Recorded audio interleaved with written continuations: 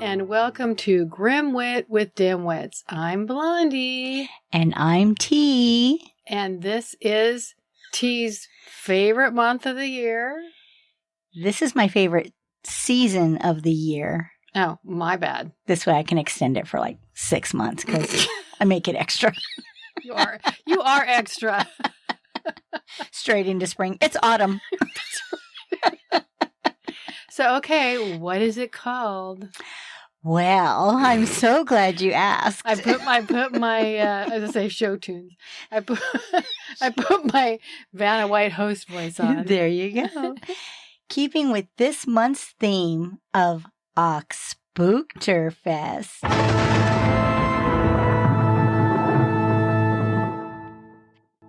This episode will be a bit more on the traditional side, as far as spooky Halloween-y theme type stuff. You are a Halloweenie. I've been called worse. By me, specifically. Exactly.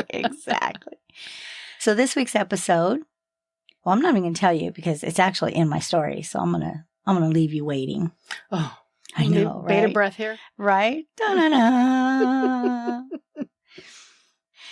Shall I begin? No. You know what we haven't been doing? What haven't we been doing? Let the grim begin.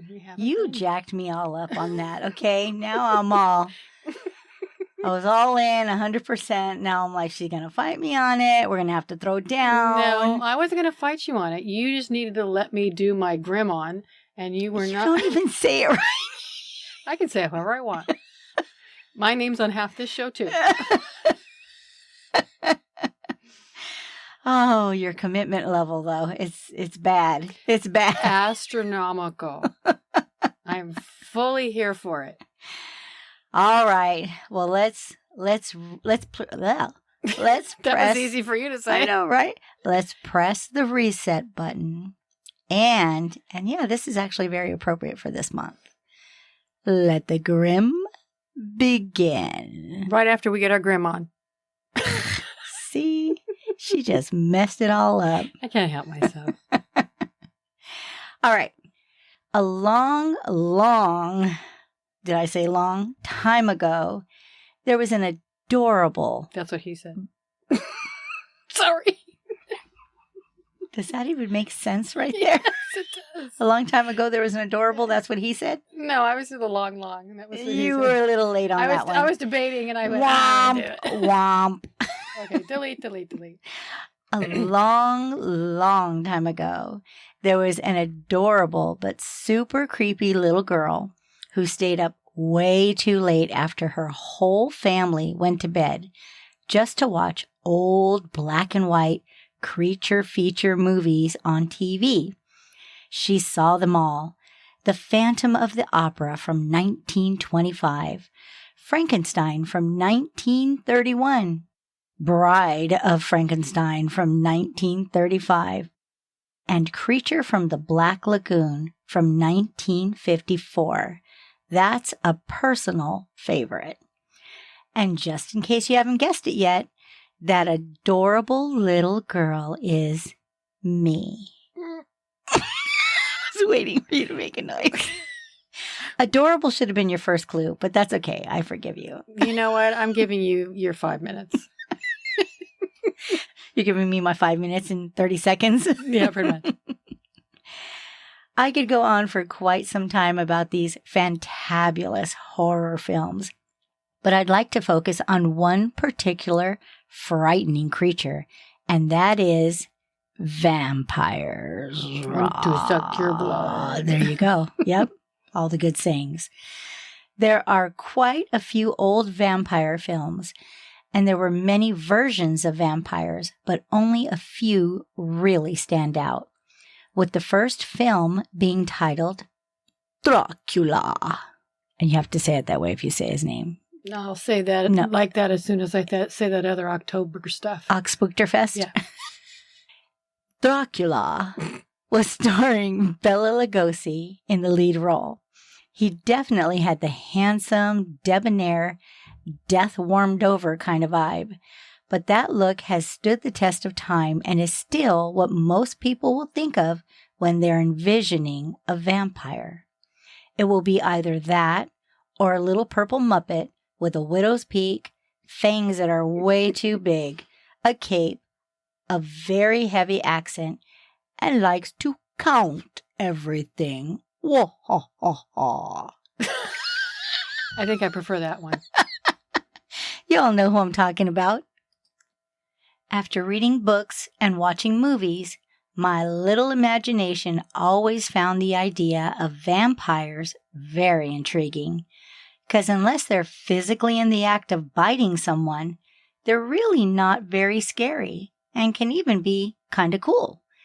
And have you ever noticed that these bloodthirsty creatures of the night are always ridiculously hot? Not an ugly in the bunch. Am I right? Ridiculously hot. Okay. Ridiculously hot. I'm standing by that one. You do you, boo. That seems to be part of their superpower, to be excessively charming, which I assume is needed so that a person would gladly let them go in for a potential kiss. But at the very last second, their fangs protrude, your eyes bulge with fear, and before you can scream, they rip your throat out with one fierce bite. Or possibly they just leave 2 tiny little puncture marks, but that isn't nearly as dramatic, so meh, potato, potato. Because we know how you like to be dramatic. I'm just telling it like it is. After seeing glamorous films like Twilight, if vampires really look like that and were that trendy and cool, there would be an abundance of people, a Homo sapien smorgasbord, if you will, who would be thrilled to become people tapas for them. No human jacking required. Okay, I fully have to admit, I read all the books and I saw all the films multiple times. Oh, I am so sad for you. You know what? And I got into a huge fight with a friend of mine because she was very into vampires and said, this isn't real because they can't be out in the sun, but they go out in the sun and they glimmer. You guys are actually arguing about She this? was arguing. She refused to go see them because they were out in the day glimmering. So they weren't real vampires. They weren't real. Who cares? They were, like you said, incredibly hot. Ridiculously hot. A little young for us, but still ridiculously hot. One can dream. Actually, they might be way older than us because they're vampires. I wish you all could see the look she's giving me right now. It is so... What is my face saying to you right now? We're going to move on. So, baby. Let's get into one of my favorites, the American Gothic horror film based on Anne Rice's 1976 book of the same name, starring Tom Cruise and yummy Brad Pitt. This film presented a coven that included a lot of well-dressed, tragic, sexy, and extremely pale vamps. Death was definitely becoming. And yeah, they all needed a little sun, but obviously that could kill them, so not really an option. But even without the sun, they were undeniably hot. And here we go again. Do I keep going back to that? We do. But thank you to the movie Interview with a Vampire, circa 1994. I could watch that movie all day, every day. When I first saw this film, I thought Kirsten Dunst's character, Claudia, was a very lucky little girl indeed to be turned into a vampire and become part of this coven of sexy bad boy protectors. But after thinking about it, was she really lucky? Because even though she remained a prepubescent child, after a few years she would have had some big girl desires and absolutely couldn't do anything about it. Now, there's a living in the candy store and not being able to have a single piece special hell I'd want no part of. I remember her, that movie. She just turned into a little brat. A vamp brat. A vamp brat. A brat. Yeah, she... Or a bramp? Could it be a bramp? Yeah, she could be a bramp. She did become a little bit on the evil side. In this story, the author, Anne Rice, resurrected a stale, no pun intended, popular culture cliche when she created these dark, romantic vamps who some may have even seen as dangerous heroes. They had superhuman strength, immortality, loyalty, and dare I say, emotions. That's not something you saw in any of the other movies. Well, I guess Twilight. That was all emotions. All the vamps started falling in love. How could they? Fighting over the same girl. No, that was the wolf and the vampire. That's right. It was a wolf and a vampire. A werewolf, to be specific. Oh, Lord. Okay. Again, incredibly hot. Yeah. Right. We can throw werewolves in there too. Right. But only in that movie. Other werewolf movies, not so much. These characters had supernatural powers not only to protect themselves while being predatorial, but also to protect others who crossed paths with them and became important for one reason or another. Or up. Those selected and protected might even be objects of desire for the vamps. Can you imagine being desired by one of these powerful creatures? That would definitely rock your underworld. But let's turn our attention from fantasy, and thank you for indulging me, to actual vampire folklore. I don't know. I kind of like fantasy. Fantasy is kind of fun, especially in the world of vampire. Throughout history, vampire lore has described these mythical, merciless, bloodthirsty beings as monsters who hide in the darkness, waiting for an opportunity to feed on any unsuspecting human who happens upon their shadowy cover. But sometimes their victims are not random at all.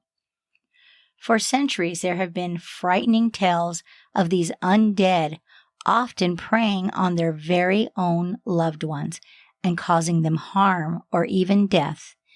These stories have made bloodthirsty vampires one of the most feared monsters envisioned in many people's nightmares.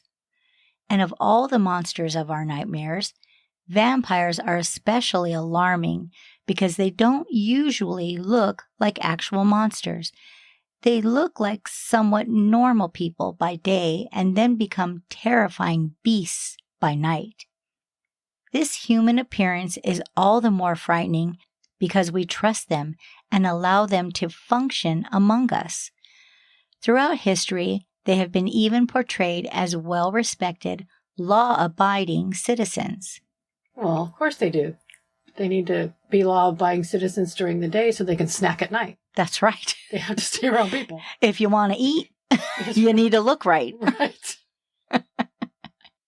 It is said that by the time you realize that someone truly is a vampire, it's already too late. And at that point, you will most assuredly have nothing to say, because the only sound you will be capable of is that of your blood spilling from your body and being devoured to feed the hungry deceiver. Because these handsomely grotesque and unearthly creatures thrive on human blood to survive. So does anyone really think that these terrifying beasts could actually be real? Or are vampires just the objects of overactive imaginations throughout history? Darkness and the inability to actually see what is around you is one of our greatest fears. In darkness, we let our imaginations run wild. Does that sound familiar? As long as you're having fun. That's right. So wild that at times that fear seems more lifelike than life itself. But films brought all these undead creatures that previously only existed in folklore and nightmares to life. The chilling vampire is a very threatening image and yet strangely alluring. But there is a grim reality with vampire legends, and these legends were started due to actual, documented incidents and terrifying encounters with vampires and death. Really? Yes, this is where it gets interesting. Huh. In Eastern Europe, vampire legends have endured for centuries, but in the Middle Ages and the early modern period, vampires were seen as satanic figures due to their unimaginable desires to consume people. In the Slavic countries, it was believed that if you killed yourself, you have directly sinned against God by spitting in his face for giving you life. And that would also be questioning God's judgment. Therefore, anyone who committed suicide was without a doubt punished by God, denied heaven, and returned to earth to roam as an undead vampire, never to find eternal peace. Isn't there still today religions that believe that? I don't know of any. You're talking about just the suicide? Yeah, the suicide. I'm sorry. Yeah, the suicide, as far as I know, in most religions, is a sin against God. Wow. Yeah, probably somewhere along this line. But of course, I don't think the part about returning them as a vampire is something that people believe today. But they did back then. This is legit. They really thought this back then. So there you go. Interesting about that. Right? But our idea of the vampire really comes from a time when there were vampire panics throughout Europe, where entire towns desperately began digging up their local cemeteries, hunting for hidden vampires who were believed to be feeding off the life force of their villages. Did people start disappearing? Well, I'm going to explain it to you right here why. Oh, okay. Lots of things happened, and probably a lot more things than what I'm going into. Actually, of course, a lot more things than what I'm going into. But I'm just going to explain a few little things of why they went into this vampire panic. Mm-hmm. I think that's kind of interesting that was like a whole era. Wow, look at me, jumping ahead. Right. Yet again. Right? People, particularly during the 17th century, had absolutely no doubt that vampires existed, especially in Eastern Europe, where superstition was a way of life. It was during this period, following their witch hunts, that the vampire we recognize today was first encountered and documented. In May of 1746, a story was told that men who had been dead for months would return from their tombs and were heard speaking and seen walking around by the local people. These men were observed injuring both men and animals while sucking the blood from their bodies. These victims were drained, making them ill, and sometimes even causing their death. The name given to these zombie fiends was Vampir, or vampire, which in the Slavic tongue means bloodsucker. I'm over here making faces going, maybe I should say something to express my facial. Oh, wow, my face. Really? I know, right? You're being all animated, but we're not on film. And you're welcome, by the way. Similar documented accounts have been found throughout Europe, and much credibility is given because these accounts were not written by authors of fiction, but they were official documentations recorded by priests, doctors, and government officials. These accounts were heavily investigated and recorded as legitimate vampire experiences. One particularly startling report came from Serbia in 1732, where, over a period of 3 months, 17 villagers were reported to have died due to vampire attacks. This vicious group of vampires were traced to a man who had recently died and had reportedly been bitten by a vampire in Turkey a few years prior. So they saw this man? Well, no, they traced this group of vampires that was attacking these 17 people, traced them to this man. How they made that connection, I'm not sure. Oh. But he had been bitten by a vampire years before. So they're assuming, I guess, he turned this group of men into vampires. So the villagers dug up this man, and I looked for his name and I couldn't find it, so that they could end this evil. But when they saw his body, which had been in the grave for 40 days, they noticed that he was completely undecayed. There was even fresh blood flowing from his eyes, nose, mouth, and ears. The shirt he was wearing in the coffin also had fresh blood all over it. The nails on his hands and feet had fallen off, and new nails had grown. This is all documented. That's why I'm saying this, where it gets real. Okay. Right? Finding him in this manner confirmed that he was undead and therefore a true vampire. So according to their custom, they immediately drove a stake straight through his heart. And when the stake entered his dead body, he gave an audible groan and bled profusely. I think it's very intriguing that all of this was put into official documentation. Doesn't that make you think?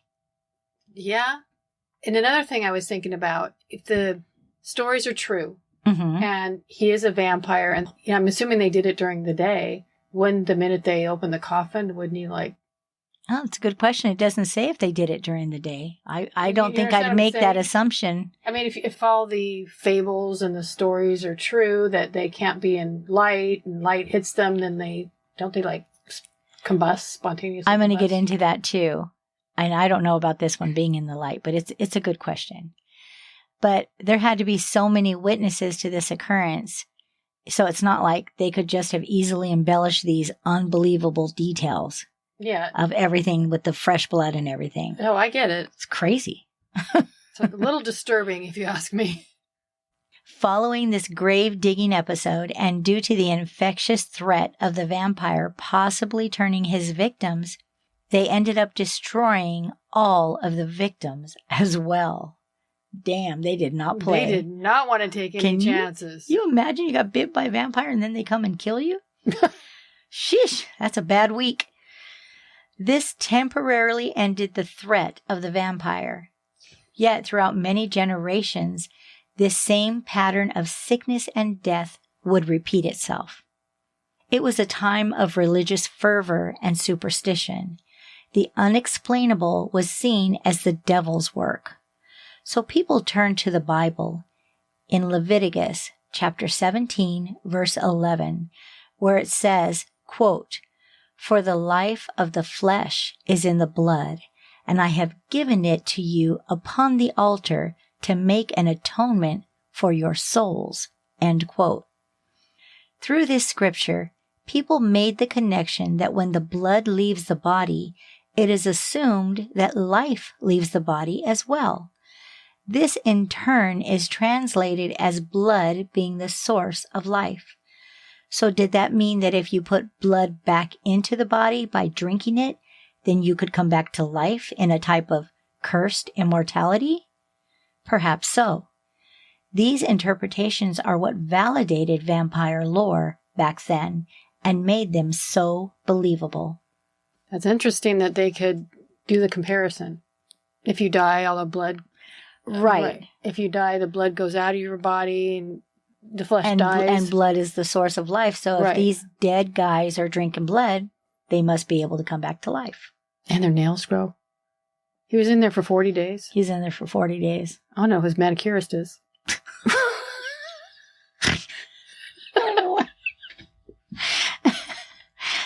Okay. With everything I just said, she wants to know who his manicurist is. Oh, myths and legends also confirm that vampires were not the seductive strangers that have been portrayed in horror films, but more often they were husbands, wives, parents, and children who had died, and their undead bodies would stay in the areas where they had once lived and were most familiar, which fed the belief that in order to survive, they would come back to feed off their loved ones and bring death. So to prevent this, it became common practice that when someone died, the people within their own family would drive stakes through their hearts and all the way through to the bottom of their coffins as well. This would pin the corpse to the coffin to keep it from wandering about, and it would also pin the body to the earth itself. They were definitely hedging their bets, weren't they? Yeah, they were. Well, wait till you hear about this one. Another method of ensuring the family's safety was to cut off the head of their loved one so that their body could not find its way back to them.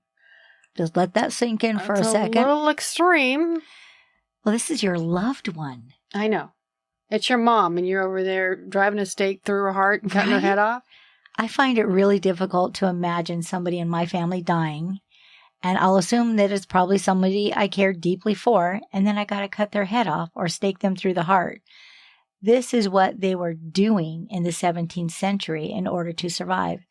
And more recently, check this out, bodies have been dug up from some of these old cemeteries, and skeletons have been found in coffins with stakes in the chest cavity and without their heads connected. That confirmed that these rituals were actually carried out. Talk about doing what you gotta do. These people were no joke. Aside from losing my loved one, this in itself would give me nightmares for the rest of my life. I don't know if I could do it. I couldn't do it. I'd be vampire food. Didn't they have cremation or anything back then? I don't know if maybe it was a belief thing. I'm not sure why cremation wasn't practiced. What? You're right. You're absolutely right. Yeah. I do remember something about that. There were a lot of religions that didn't. Other cultures definitely burn people, but maybe not here. And I don't know the reason why. Another popular belief was that if you had a loved one who had been bitten by a vampire and survived, the only way you could keep them from dying is if you went out, found a vampire, and killed it. I'm guessing this is like an eye for an eye, soul for a soul, fair trade. That one boggles my mind. Right? This is when actual vampire hunting started, and it was a pretty big deal. There were villagers who were trying desperately to save their people who had been bitten by a vampire, but were not dead yet. And I'm so curious as to how they confirmed that someone had definitely been bitten by a vampire, and also how you could confirm who the actual vampires were in order to kill them. This seems like it became popular due to the fact that previously they were killing all of the vampire victims. So this was a way to not have to do that. But I'm guessing a lot of innocents were killed to satisfy this theory. It sounds like it, but how do they know what vampire to kill? Did they look for the one that bit their family member? It doesn't say, but I mean, my whole thing was, if vampires look like everybody else, just a little paler, how you gonna know if that person's really a vampire? And there you go, killing them just to say you did and keep your family member alive. Just because they wore their hat while they were farming? They were paler? Little farmer tan. Oh, farmer tan's the wrong way. Shoot, I'd get killed. I'm white. You're pasty. I'm pasty. I'd have a bunch of people knocking on my door trying to save their family members. I also find it fascinating that usually the men who were hunting for vampires were very highly educated and well respected. Some well-known vampire hunters were even doctors. So the existence of vampires gained a lot of credibility when these very distinguished men believed that these creatures of the night actually existed. It seems like this was clarified so that people would not make assumptions that vampire hunters were not just a bunch of wackadoodles. Good word. The vampire hunters usually carried a kit for when they encountered a vampire.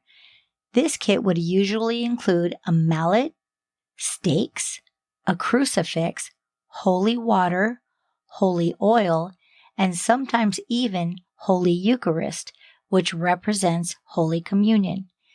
These holy items were effective because vampires were undead assassins, which obviously made them enemies of the church. And today you can get those kits on Amazon. Probably true. You get everything at Amazon. Garlic was also commonly used because Europeans believed that vampires were created by a disease of the blood, so a powerful blood antibiotic would obviously kill it. The stake was intended to symbolically pin the body to the earth, which is not only for their spiritual life, but also to push the corpse back near the earth so that natural decomposition could begin and finally put the body to rest. I thought that was interesting. Mm-hmm. Then, of course, if all else failed, there was a natural destruction through sunlight. It is believed that since vampires are soulless evil creatures or suicidal sinners, they are set apart from God, who is the light. So being exposed to light is like being exposed to God, who is the eradicator of all evil. There were actually many different views on why the sunlight affected vampires, but I really liked this one. Mm-hmm. Even China has a long history of their own vampire legends. Their creatures are known as Changxi, or the Chinese hopping vampire. They are described as corpses dressed in official garments from the Qing dynasty. They move about by hopping around with very stiff bodies and outstretched arms. They go about killing living creatures and absorb their life force. They are, like vampires, usually hunting at night, while during the day they rest in coffins or hide in dark places, such as caves. I don't know about you, but that whole hopping thing would freak me the hell out. That visual is so unsettling.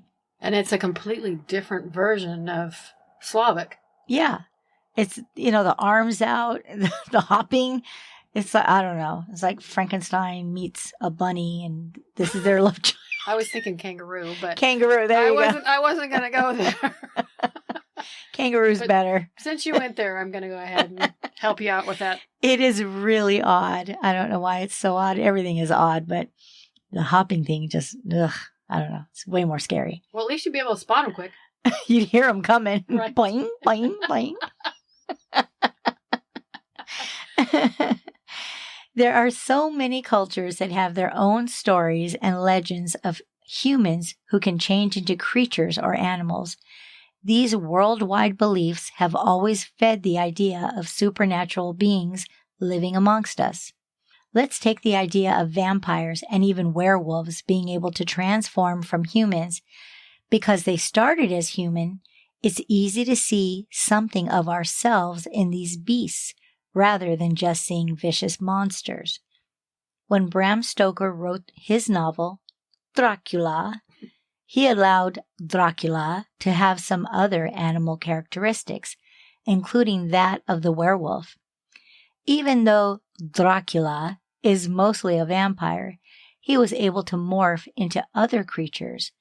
This allows him to roam about, freely utilizing many disguises. According to Stoker's narrative, he has many abilities which makes him nearly invincible and is vulnerable to very little. Many of the ideas in this book are what vampire stories are drawn from today. So with all the historical information about vampires that exists worldwide, are they merely figments of myth, legends, and our imaginations? You may not be able to confidently answer that question just by investigating mythical vampires who may still be hiding in the darkness of our minds. But what about taking a deep dive into those that have lived and thrived by daylight and dwell amongst us? In 1903, New Orleans, Louisiana, a gruesome scene played out on Bourbon Street. Eyewitnesses stated that they saw a woman who was a very well-known prostitute intentionally leap from her balcony. She was found lying in the street with her body twisted unnaturally, battered and bloody. It was discovered that she had been working and spending time with a very friendly and wealthy gentleman. She had partied with this man several times before, and she was always appropriately paid and treated kindly. There were never any issues, but following what had started as a lovely evening, he suddenly overpowered her and attacked. He grabbed her with superhuman strength, pulled her head to one side, and tried to bite her neck and tore at her flesh. So, out of desperation and as her only means of escape, she jumped from the balcony. Wow, that's a definite, let me get out of here. Yeah, I'd rather jump from a balcony than get my neck ripped open. Her attacker was a well-respected so-called gentleman named Jacques Saint Germain. He had lived in the city of New Orleans for quite some time. He appeared wealthy, spent lots of money, and claimed to be a direct descendant of French nobility. Historically, he has been described as a charming ladies' man who garnered lots of attention with his outlandish stories of adventure. He was celebrated throughout the French Quarter for his generosity and wild and extravagant parties. But during his parties, although they were elaborately catered, people noticed that he never once ate any actual food in front of anybody. He much preferred to only drink from his special red wine, of which he had an abundance of in his wine cellar. I wonder if he shared any of that wine with his guests. The way I read it, it didn't seem like he did. It was his special wine. I wonder what vintage it was. When police went to question Jacques Saint Germain about the murder of the prostitute, following an interrogation, they found his preferred wine very suspicious. When they returned the following morning to his home to further discuss the incident, they found that his house had been entirely emptied. Every single item, including all his furniture, was gone. Saint Germain and all of his belongings had completely vanished. That was just overnight. I wanted to get the number of those movers. Right. That must have cost him a pretty penny. That's right.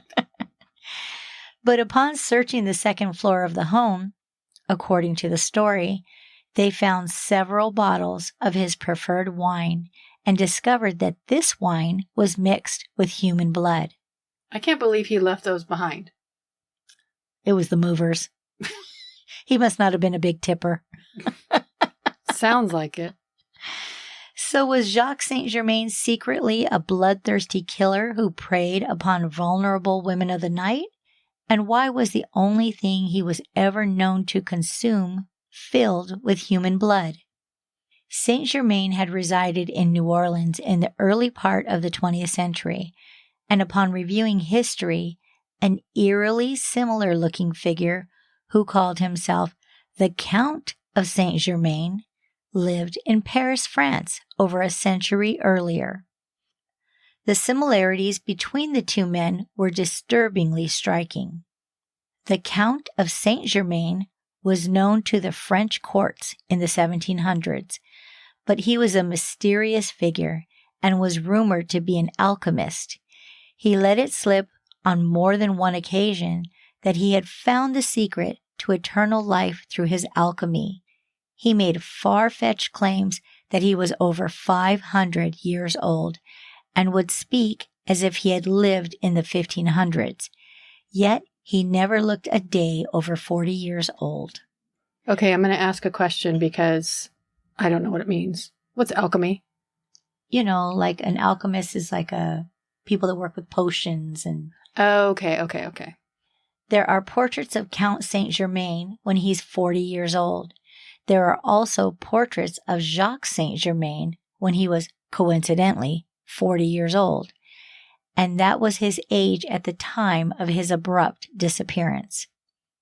Many people took note that he looked exactly like the man called the Count of Saint Germain's portrait.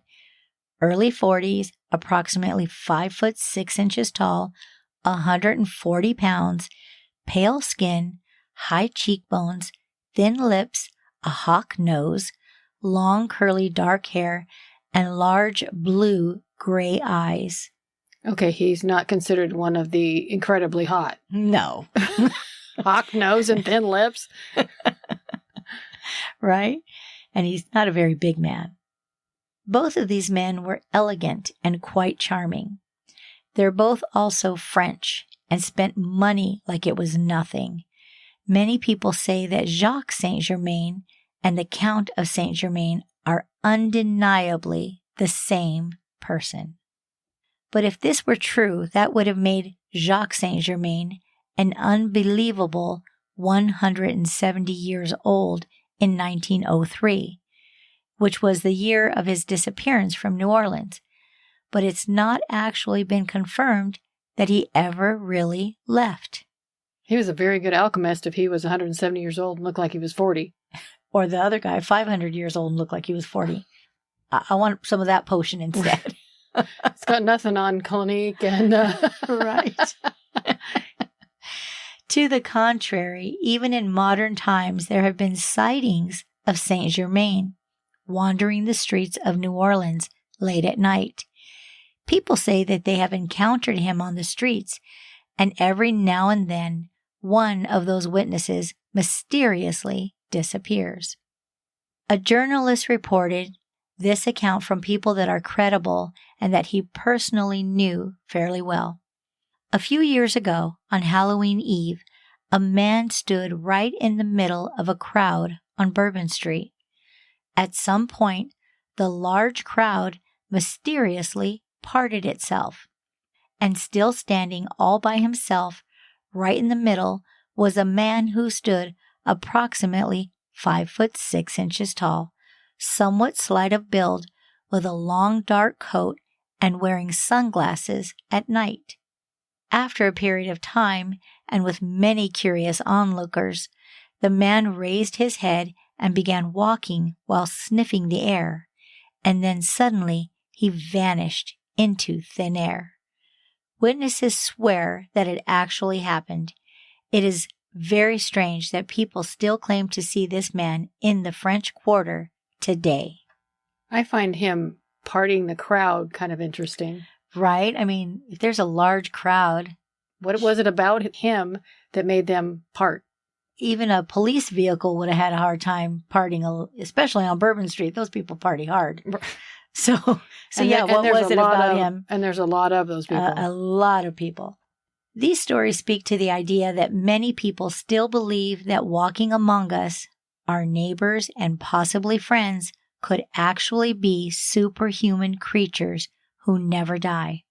In the French Quarter in New Orleans, with all the strange and unusual happenings there at night, those stories don't seem as silly as they might otherwise. People continue to refer to this being as the Count or Jacques, and there are still many who believe that this man is the vampire who for over a century continues to haunt the streets of New Orleans at night. If there is any truth to this, then how can other seemingly absurd tales of the undead be so easily discounted? Definitely makes you think, doesn't it? Absolutely. Now it's throughout history. And even present day. These stories come from the margins of the known, and the lore tells us that the boundary between the known and the unknown, including life and death itself, might be traversed, perhaps at great cost.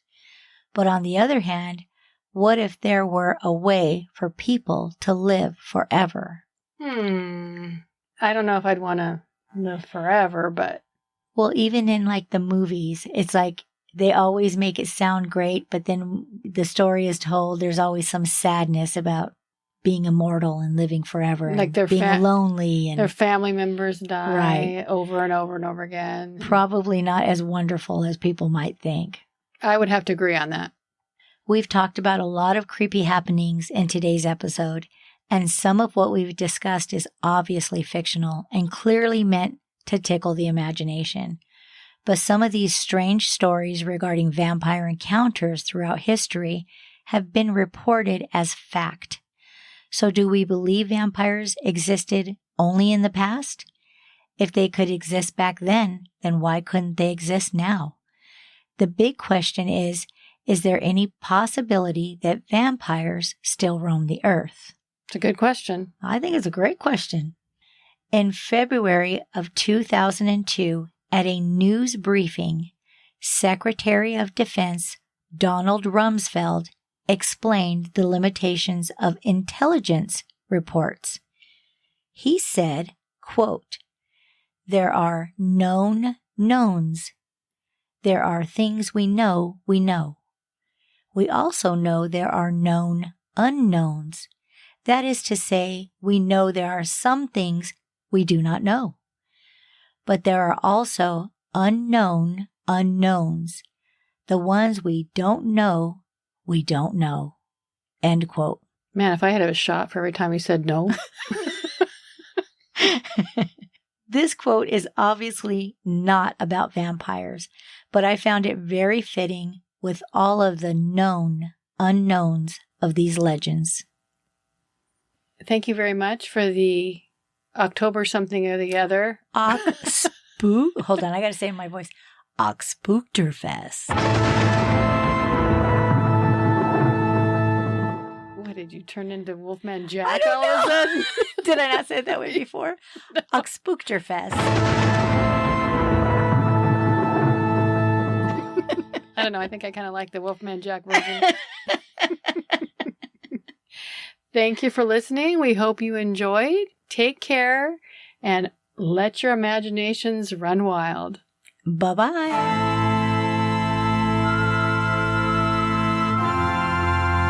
We just want to thank you all for sharing your time with us.